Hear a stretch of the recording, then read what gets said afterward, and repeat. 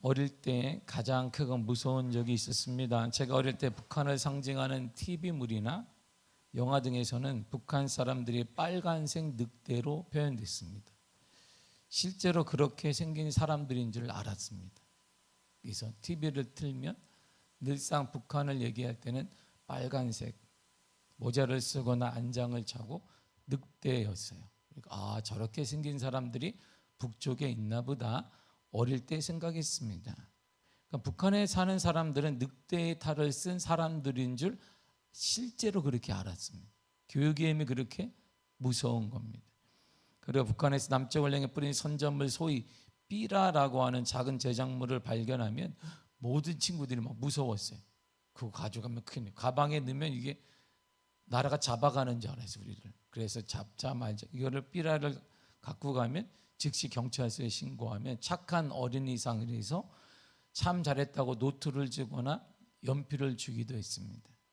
그래서 우리나라의 가장 크고 무서운 적은 자연스럽게 북한인 줄 알았습니다. 그리고 지금도 적잖게 위협이 되기도 합니다. 항상 북한은 두려움의 대상이었고 무찔러야 하는 대상이었음이 어릴 때 각인되어 있습니다. 그런데 현 시대에는 다양한 사상을 가진 사람들이 우리 사이에 함께 살고 있습니다. 그런 사고를 가진 사람도 있고 그렇지 않은 사람도 있고 다양한 민주주의 안에서 수용되면서 다 살아가고 있습니다. 그렇다면 가장 큰 적이 무엇이고 우리에게는 누구일까요? 적이란 우리에게 위협의 대상으로 여겨지는 것들이 바로 적이라고 말합니다. 하지만 적은 사실 우리가 발전할 수 있는 동력이 되기도 합니다. 우리나라가 발전하고 무기가 발전하고 무기를 수출하게 된 것도 바로 북한과 대치 상황이 있기 때문인 것입니다. 적은 우리가 어디에서 부족한지 어떤 점을 개선해야 하는지를 우리에게 알려주기도 하고 우리에게 보여주기도 합니다.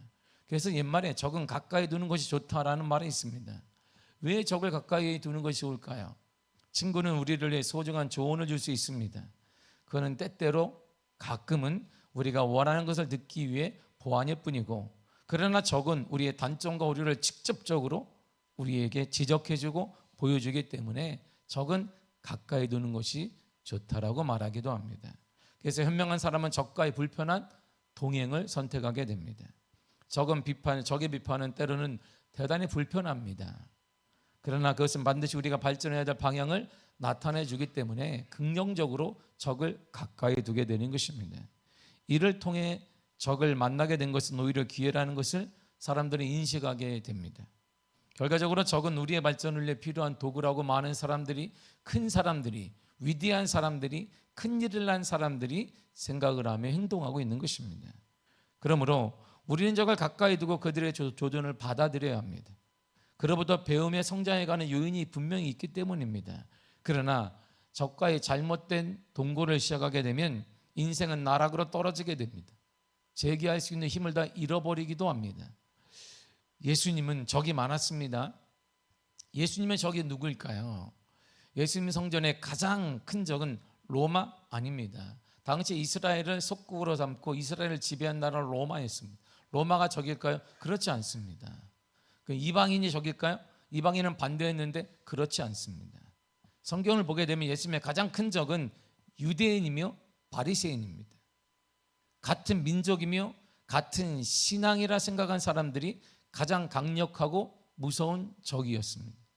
기독교 창조론에 의문을 제기한 사람은 다름 아닌 신학생인 다윈이었습니다. 그는 신실한 믿음의 사람이었고 신학을 공부한 사람이었으며 신학을 연구하여 목회자를 꿈꿨던 사람입니다. 누구보다 성경을 가까이 했던 그 사람이지만 창조론에 반해서 그는 진화론을 탄생시켰습니다. 같은 신앙이라고 생각한 사람들이 바로 우리의 적이 될 때가 많다라는 것입니다. 우리 시대를 보세요.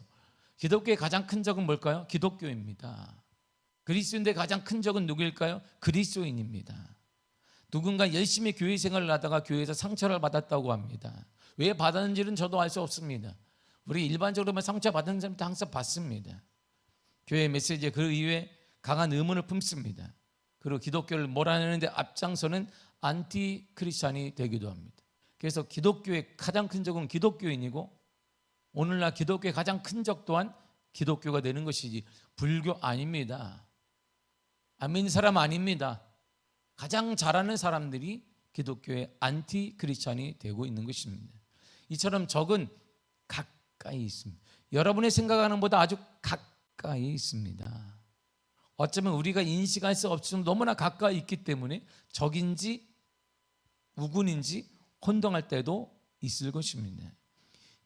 우리가 말하는 기업의 가장 큰 적은 무엇일까요? 삼성전자를 포함한 삼성그룹은 국내 총생산의 20% 정도를 감당하고 있습니다. 그래서 우리가 삼성공화국이라는 말을 쓰게 되는 것입니다. 삼성이 무너지면 나라는 무너지겠다 이런 생각도 하게 되는 것도 과언은 아닌 것 같습니다. 삼성그룹의 최대의 적이 누구일까요? 현재 삼성전자만 두고 보면 가장 큰 적은 외부에 우리가 말하는 그런 적들이 아닙니다. 대만의 어떤 반도체 업체, 미국의 누구 이런 기업들이 아닙니다. 기업 안에 있는 고위 영부직이나 임원급 사람이라고 합니다. 왜냐하면 이들은 삼성전자의 정보를 외부 기업에 돈 주고 팔거나 자리를 보장받고 팔아버리기 때문에 수년간 연구하고 수년간 모아놨던 그 알짜배기 정보를 돈 주고 팔아버리는, 중국에 팔고 미국에 팔고 자신도 돈도 얻고 자리 보장도 받기 때문입니다. 적은 가장 가까이 있습니다. 적은 우리 속에 아마 어쩌면 이미 침투해 있는지도 모릅니다. 영적인 것도 마찬가지. 영적인 것은 저 멀리 있는 적이 아닙니다. 우리 속에 가까이 있습니다. 너무나 가까이 있어 우리가 인식하지 못할 때가 있습니다. 하나님은 이스라엘 백성들이 다른 나라와 같은 왕을 요구하는 것에 대해 합당하지 여기지 않았습니다. 왜 당을 요구하느냐? 내가 왕인데 너희들은 신정국가 아니냐? 하나님이 왕이신데 왜 요구하냐니까 이스라엘 백성들은 다른 나라처럼 왕을 주십시오. 눈에 보이는 왕을 달란 말입니다. 그래서 요구했습니다. 선지자를 통해 하나님은 말씀하셨습니다. 합당하지 않다. 그러나 지속적인 이들의 요구에 너희들이 왕을 선택하면 아픔을 당할 거야. 그리고 너희들이 노예처럼 생활할지도 몰라. 이런 전제하에 허락하셨습니다. 그런데 사무엘을 통해 이스라엘의 첫 번째 왕으로 선택받은 사람이 사울 왕입니다. 그런데 그 사울 왕은 곧 하나님의 버림을 받습니다. 그렇다면 왜 하나님께서는 세우신 왕 사울을 버렸을까요? 하나님 말씀에 대한 불순종 때문입니다. 하나님은 사울 왕에게 이렇게 명령하셨습니다. 3절을 다 같이 읽도록 하겠습니다. 시작. 지금 가서 아말렉을 쳐서 그들의 모든 소유를 남기지 말고 진멸하되 남녀와 소아와 젖 먹는 아이와 우양과 낙타와 나귀를 죽이라 하셨나이다 하니. 아멘. 아말렉 족속은 에서의 손자 아말렉의 후손이에요. 그러니까 같은 민족이잖아요. 우리가 아말렉 어차피 에서이든 같은 민족인 게 분명합니다. 이들은 유다 남부 광야 지역을 거점으로 해서 뭐했냐면 유목과 약탈을 했던 거예요. 아주 호전적인 인물입니다. 그래서 칼을 잘 쓰고 약탈을 해야 되니까 전쟁에 능한 민족입니다. 아주 호전적인 족속이고 소문이 꽤 좋지 않은 족속입니다. 이 족속은 이스라엘 민족의 출애굽하자마자 르비딘 광야에 이스라엘 백성들이 딱 정착을 했어요. 이제 아무것도 가진 게 없잖아요. 전쟁을 해본 적도 없는데 이들이 430년간 노예 생활하다가 이제 광야를 건너서 르비딘 강에 딱 이뤘어요. 근데 교활하게 그때 이스라엘 백성들이 후미를 공격했습니다.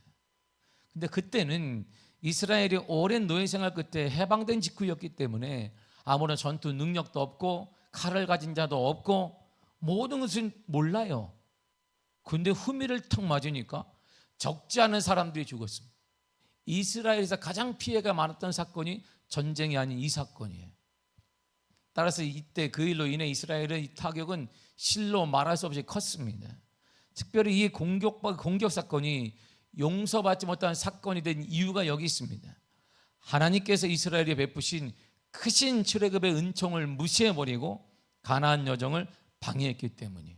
하나님이 특별히 홍해 바다를 건너서 역사를 통해 430년간 노예 생활하고 있는 그들을 길을 여셨는데 그것을 딱 무력으로 방해한 사건이 바로 아말렉이 후미를 친 사건입니다. 또한 피곤하고 지친 이스라엘이 후미를 공격하는 것은 비겁한 전술이고 이들은 아무것도 갖추지 않았는데 따지고 보니 같은 민족임에도 불구하고 이들을 거의 전멸화시켰던 것입니다. 따라서 하나님께서는 아말렉 족속을 선민 이스라엘의 적국으로 간주하셨습니다. 그 족속을 천하에서 도멸하고 진멸하라고 선언하시고 명령하셨습니다. 근데 이 사건은 이전에 출애굽에서도 주님이 모세에게 아말렉에 대해서 명령한 내용이 나옵니다. 출애굽 14장 14절입니다. 시작. 여호와께서 모세에게 이르시되 이것을 책에 기록하여 기념하게 하고 여호수아의 귀에 외워 들리라. 내가 아말렉을 없이하여 전하에서 기억도 못하게 하리라. 아멘. 하나님은 출애굽 사건을 바라보며 아말렉을 전멸시켜라, 천하에서 도말해야 된다라고 주님은 명령하셨습니다. 뿐만 아니라 아말렉 전쟁 후에도 이스라엘이 요단을 통과하지 않고 유다 남부 지역인 사막지대인 네겝 지역을 통과해서 가나안으로 들어가려는데 그걸 방해해버렸어요. 못 들어가게 막아버렸습니다. 그리고 사사시대에 들어와서도 이스라엘은 끊임없이 잔인하고 난폭한 침입을 그들은 중지하지 않았습니다. 이에 하나님께서 마침내 사울을 통해 아말렉을 진멸해라 명령하신 것.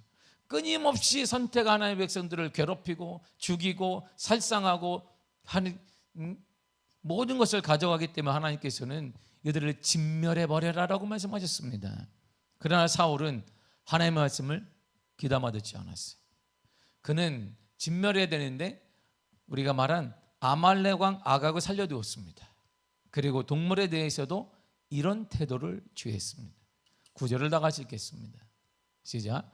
사울과 백성이 아각과 그의 양과 소의 가장 좋은 것 또는 기름진 것과 어린 양과 모든 것을 남기고 진멸하기를 즐겨 아니하고 가치 없고 하찮은 것은 진멸하니라. 아멘. 하나님의 말씀 명령에 순종하지 않았습니다. 적당하게 처리했습니다. 그냥 적당한 선에 처리. 자신이 생각할 때 이 정도면 충분하다.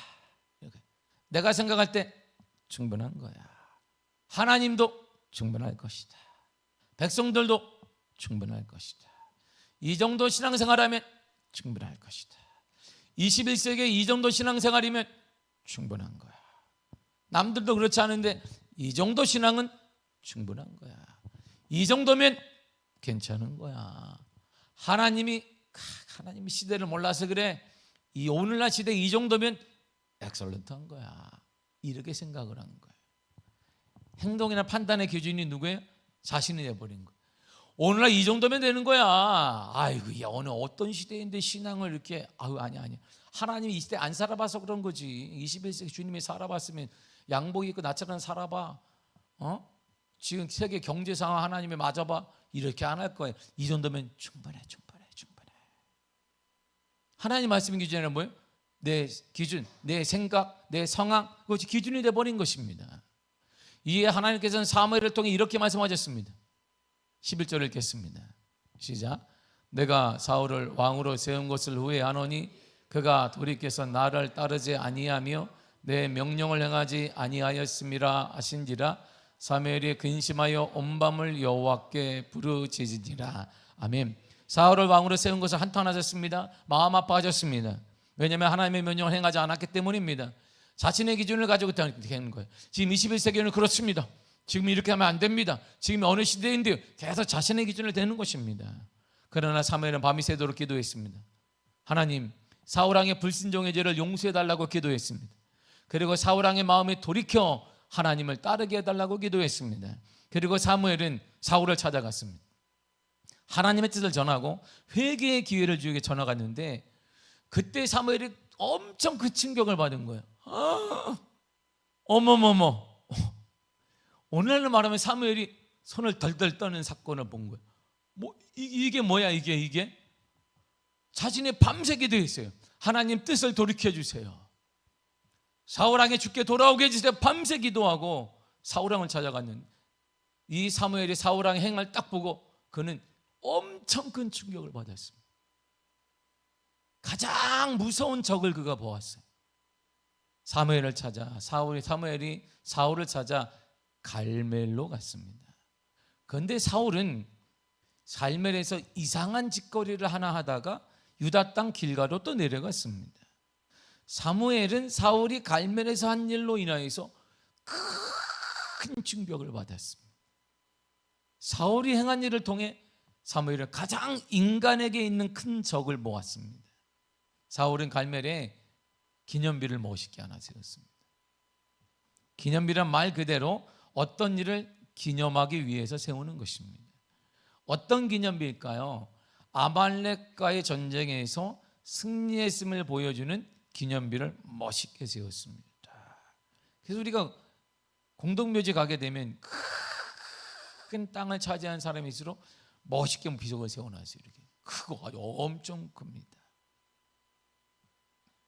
기념비 뜻이 뭐냐면 기념비란 손이란 뜻이에요. 손이란 뜻입니다. 손으로 어떤 모양을 만들어서 이름을 낼 수 있다라는 그 표현에서 손이 기념비가 된 거예요. 자신의 손을 만들어요. 이렇게 멋있는 걸 만들어서 기념하게 한다고 해서 기념비가 된 것입니다. 근데 사울이 만든 기념비를 보세요. 이것이 사무엘의 충격을 받은 것이고 이 사건 때문에 하나님이 사울을 왕에서 버린 것입니다. 이것이 우리에게 있는 가장 큰 죄예요. 가장 큰 적입니다. 12절을 다 같이 읽겠습니다. 시작. 사무엘이 사울을 만나려고 아침에 일찍이 일어났더니 어떤 사람이 사무엘에게 말하여 이르되 사울이 갈멜에 이르러 자기를 위하여 기념비를 세우고 발길을 돌려 길갈로 내려갔다 하는지라. 아멘. 사울은 아말렉 전투의 승리를 기념하기 위해 기념비를 세웠어요. 근데 앞에 보세요. 자기를 위해 기념비를 세웠습니다. 아말렉 전투는 누가 승리하게 했는데요? 빠져버렸어요. 하나님이 명령했습니다. 이길 거야. 근데 하나님이 빠졌어요. 누구? 자기를 위해 세웠습니다.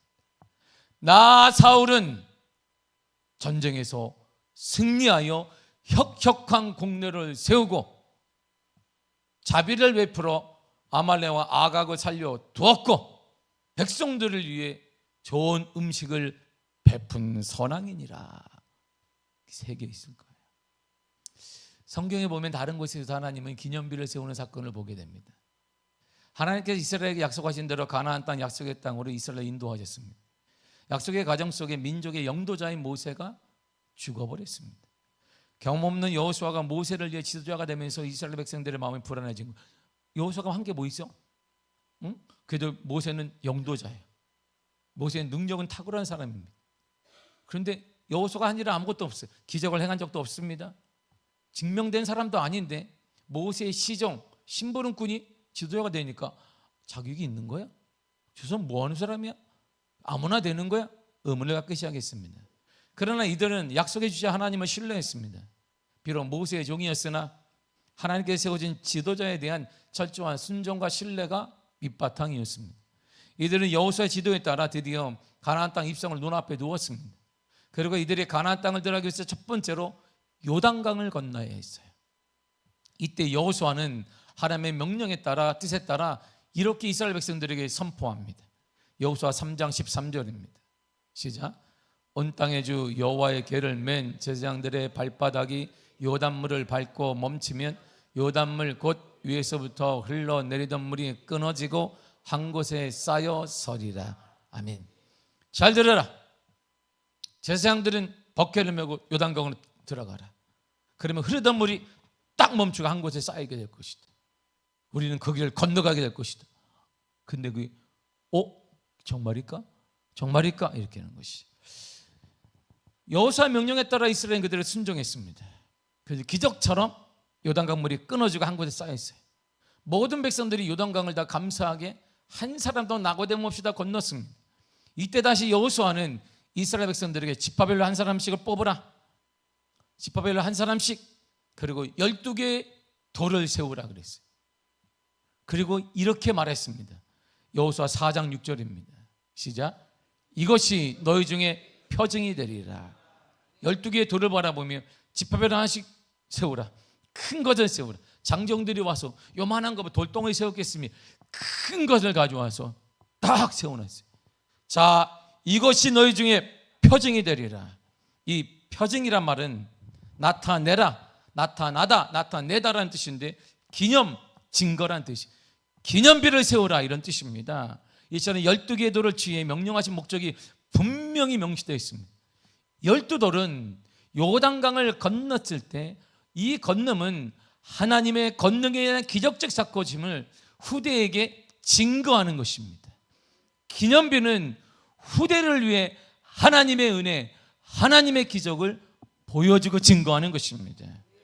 가나안에 입성할 때 하나님의 능력에 의해 요단강의 흐름이 멈추게 된 것을 가능하였다는 사실을 오는 세대에 전해주는 기념비였습니다. 후손들이 요단강에 12개의 돌을 바라보며 저거 뭐예요? 물을 것이다. 성경에 이렇게 되어 있는 거예요. 저건 물을 것이야. 그때 하나님께서 요단강을 멈추셨다. 그리고 우리 모든 백성들이 건너게 하셨고 건넌 후에야 요단강을 흐르게 하셨다. 그 기념비 말이다. 조금 다른 기념비적인 사건을 후손들에게 남기라고 하시기도 하셨습니다. 이스라엘 백성의 출애굽한 사건과 연관해서 하나님은 유사한 말씀을 하셨습니다.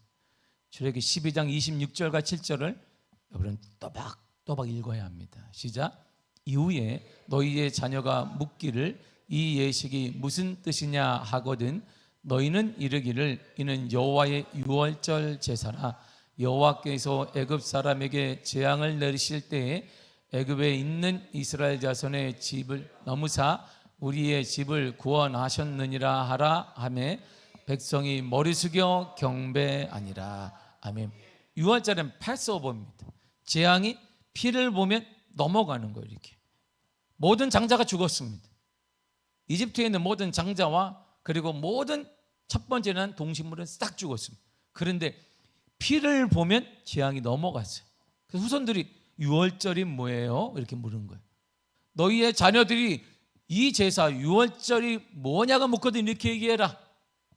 하나님께서 애굽의 사람에게 재앙을 내렸다. 그런데 이스라엘 자손의 집은 재앙이 넘어가게 하셨다. 우리를 구원했다. 누가? 하나님이 하셨다. 우리를 누가 구원했다? 하나님이 하셨다. 이처럼 하나님의 기적적인 은혜의 사건 외에는 기념비를 세우거나 기념할 수 있는 의식을 남기게 하셨습니다. 그 이유는 딱 두 가지예요. 하나님의 은혜를 기억하라는 것, 그리고 하나님의 은혜를 후손들에게 남기라는 것입니다. 이게 기념비입니다. 이게 기념비예요. 근데 아말렉과의 전투에서 승리할 것을 하나님께서 말씀하셨고 그 전쟁의 승리는 하나님이 하셨는데 전쟁의 승리를 기념하기 위해 기념비를 만들었으나 후손들을 위해 만든 것도 아니고 하나님의 은혜를 만든 것도 아니고 사울은 이렇게 만들었습니다. 다시 한번 12절을 읽겠습니다. 시작.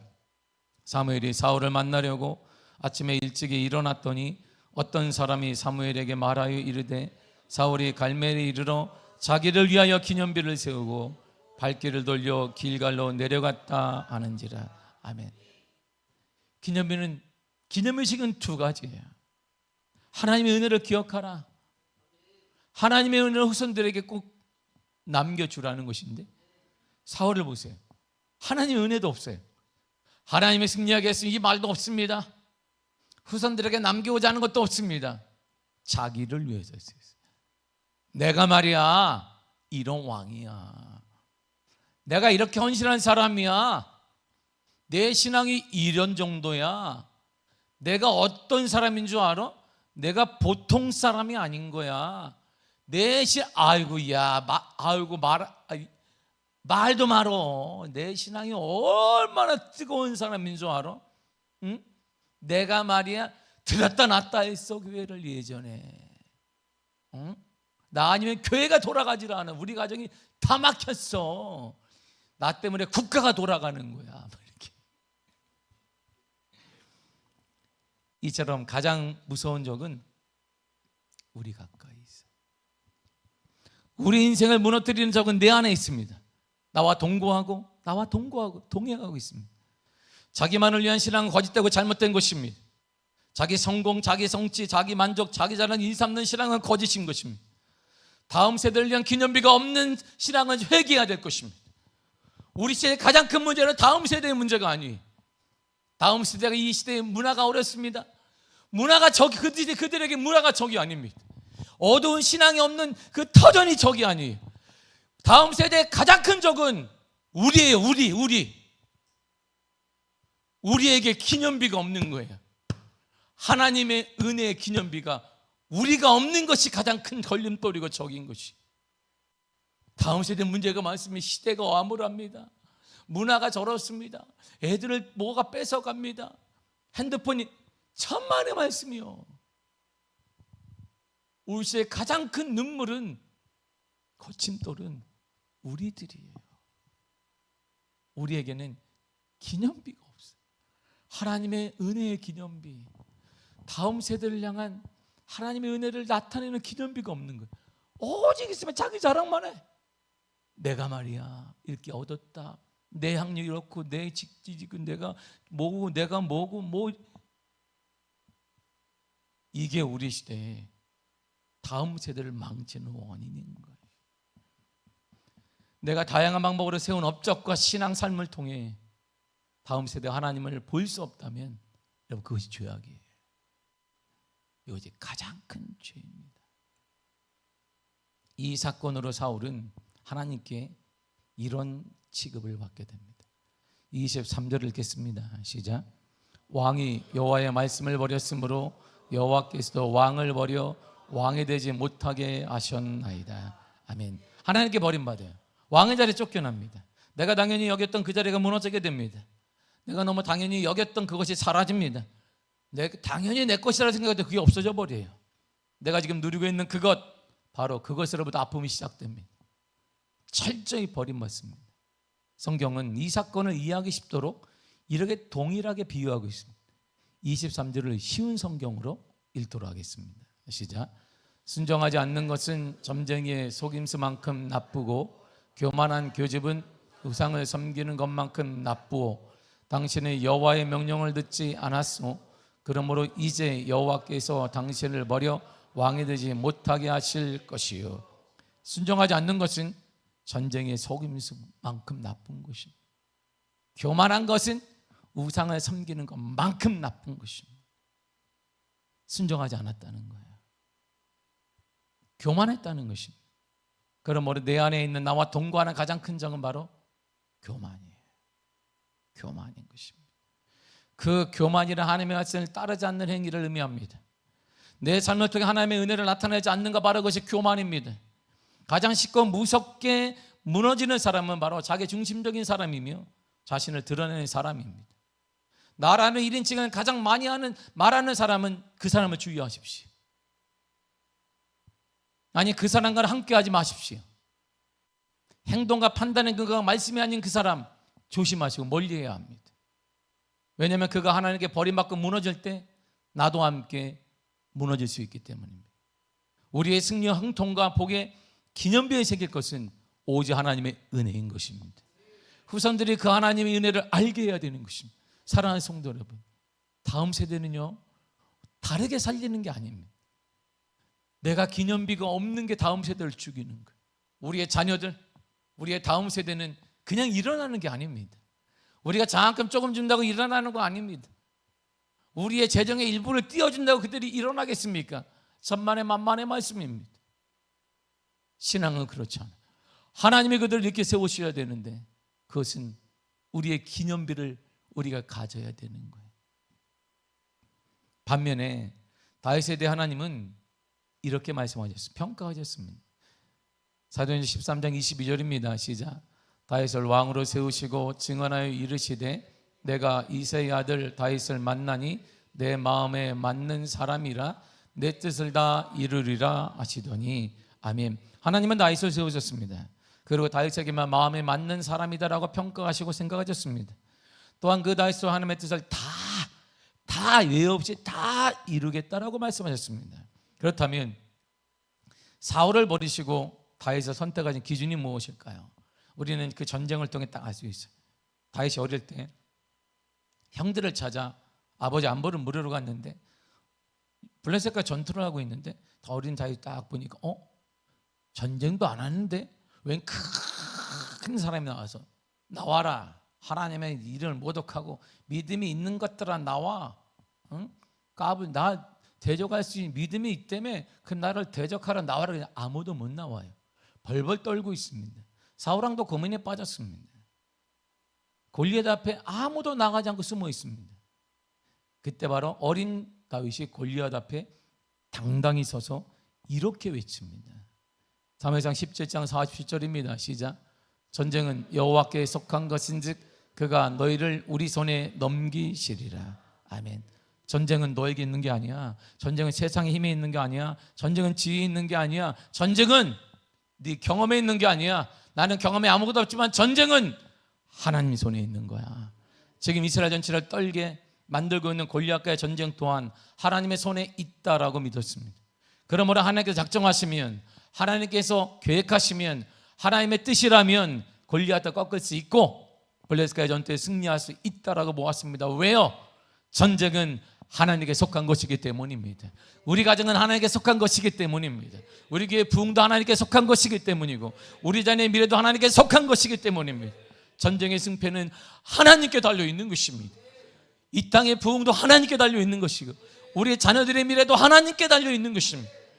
이런 확증과 이런 믿음의 기념비가 없고 이런 믿음이 다음 세대에 보여지지 않으면 우리가 한만 장학금 주고 재정 예불을 뚝 띄워준다 할지라도 다음 세대는 살아나지 않습니다. 우리 가정의 미래도 마찬가지인 것입니다.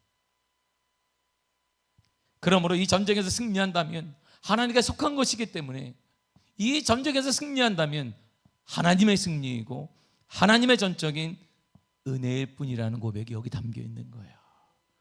그리고 후손들 또한 이 전쟁을 통해 하나님의 위대하심을 보게 될 것이 하나님이 승리자구나. 이것이 다윗의 위대함이에요. 여러분, 이것이 이런 태도로 세상을 살아가는 게 다윗의 위대함이고 세상은 그런 사람을 겸손한 사람이다라고 말합니다. 우리 안에 가장 큰 적은 교만이에요.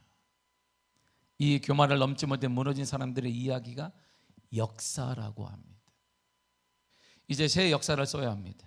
우리 교회의 새 역사, 여러분 가정의 새 역사, 여러분 인생의 새 역사, 여러분 인생의 새 역사를 통해 여러분 자녀들의 새 역사를 써야 될 때가 왔습니다. 현 시대 속에서 말하고 말씀대로 살 때 불안하기도 하고 비웃음거리가 되기도 합니다. 때로는 같은 믿음의 사람들에게 광신도라는 소리를 듣기도 할 것입니다. 그래서 대부분의 사람들은 말씀의 기준을 버리고 그래서 세상의 기준을 내 기준으로 삼아버립니다. 그래서 하나님의 마음이 맞는 사람들을 좀처럼 찾기 힘든 시대가 되어버린 것입니다.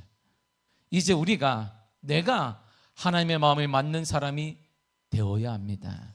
그래야 하나님께 쓰임받는 사람이 되어야 합니다. 그래서 인생을 분명한 목적과 생동감으로 만들고 가정을 사랑으로 힘있게 만들고 교회를 뜨겁게 활기차게 만들며 사회를 따뜻하게 만들어 가야 합니다. 그리고 후손들이 우리의 모습을 바라보고 하나님의 살아계심을 보게 해야 되는 것입니다.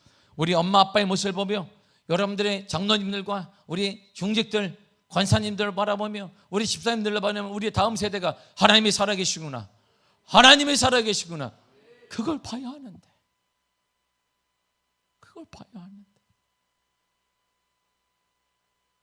이제 우리 자신이 기념비가 되어야 합니다. 기념비의 목적은 딱 두 가지, 하나님의 은혜를 나타내는 것이고 다음 세대로 하여금 하나님의 은혜를 보게 하는 것이 기념비. 우리 자신의 성공 얘기하는 거 아니에요. 우리 자신의 연봉을 얘기하는 거 아닙니다. 우리 자신의 집을 얘기하는 게 아니에요.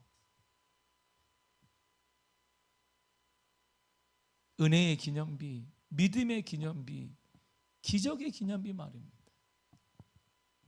사무엘이 이 사건 이후로 사무엘도 하나님의 은혜로 기념비를 하나 세웠는데 사무엘의 기념비가 뭘까요? 기념비를 사무엘이 이렇게 세워요. 사무엘상 7장 12절입니다. 시작. 사무엘이 돌을 취하여 미스바와 센 사이에 세워 이르되 여호와께서 여기까지 우리를 도우셨다 하고 그 이름을 에베네셀이라 하니라. 아멘. 보세요. 기념비 하나 딱 세웠어요. 이게 뭐냐니까 에베네셀이라. 보세요. 내가 능력이 있어서 이스라엘을 잘 이끌었잖아, 이런 말이 아니에요. 내가 좀 탁월한 지도력이 있어, 이런 말 하는 게 아니에요. 하나님께서 여기까지 우리를 도왔다. 많은 고비가 있었고 눈물이 있었고 아픔이 있었고 대적이 있었지만 하나님께서 여기까지 우리를 도우셨다. 후손들이 저들은 뭐예요? 사무엘이 성인군데 저들 이름이 에베네셀이야. 왜 갖다 놨어요? 하나님이 많은 대적이 있었거든. 우리는 전쟁도 못하잖아. 그런데 하나님이 여기까지 도우신 거야. 이거 세워놓은 거다. 아, 하나님이 도우시는구나. 하나님이 지금도 우리를 도와주시겠구나. 우리 미래를 열어주시겠구나. 우리의 삶이 열려지겠구나. 이것이 기념비예요. 이 기념비. 사랑하는 성도는 기념비를 세워야 합니다. 하나님의 은혜의 기념비를 세워야 합니다. 후손들 다음 세대 하나님의 은혜와 하나님의 살아계심을 확증할 수 있는 기념비를 봐야 합니다. 이들은 봐야 될 권리가 있는 친구들이에요. 근데 권리를 다 박탈당했어요. 볼 게 없는 거예요. 가정에서도 볼지 못하고 교회 나오는데 보지를 못하는 거예요. 세상에 벌벌 떨고 세상의 돈에 세상의 명예에 벌벌 떠는 사람만 있지. 그러니까 그들이 살아계신 찬양은 살아계신 주 맨날 찬양하는데 그분은 어디 계신 거야? 그분은 그러니까 다 나가는 거예요. 더 힘 있는 자를 찾아 나가는 것입니다. 힘 있는 돈을 찾아, 힘 있는 명예를 찾아, 힘 있는 학벌을 찾아, 힘 있는 직업을 찾아 나가게 되는 것입니다. 누구 잘못인데? 저를 보면 우리 잘못이에요. 우리가 그렇게 만든 거예요. 그래서 우리도 안 열리고 자녀도 안 열리고 낙담하고 살게 되는 것입니다. 이제 우리는 철저히 겸손해야 합니다. 오직 하나님의 기준을 여러분 기준으로 삼으시기를 바랍니다. 하나님의 말씀을 여러분들의 기준으로 삼으시기를 바랍니다. 그래야 다시 일어나야 합니다. 여러분의 가정이 일어날 것입니다. 우리 교회가 일어날 것이고 우리 자녀들이 일어날 것입니다. 반드시 일어날 것입니다. 반드시 일어날 것입니다. 이 하나님의 은혜가, 이 하나님의 거룩한 은혜가 여러분들에게 기념비가 되기를 바랍니다. 세워지기를 바랍니다. 그래야 나도, 우리의 자녀도, 내 이웃도, 우리 교회도 이 시대를 향한 하나님의 은혜를 전하는 기념비로 우뚝 세워지기를 간절히 축복합니다. 기도하겠습니다. 하나님 감사합니다.